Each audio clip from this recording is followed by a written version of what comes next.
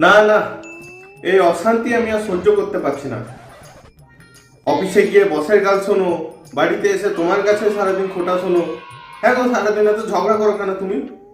আমাদের মধ্যে যত ঝামেলা ঝগড়া হয় না, সবকিছুর জন্য দায়ী তুমি। কি বললে তুমি? আমি দায়ী?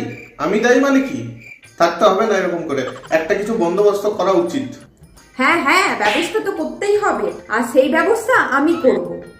এই চললাম আমি বাপের বাড়ি জন্মের মতো, আর কোনোদিন এমুকো হব না।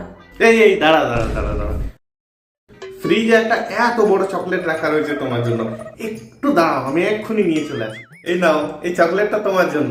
থাক থাক, আর আদিক্ষাটা করতে হবে না, চকলেট দিয়ে আমার রাগ ভাঙাতে হবে না। আরে ধুর, রাগকে ভাঙাবে? কথাতে আছে, কোনো শুভ কাজ করার আগে মিষ্টি মুখ করতে হয়।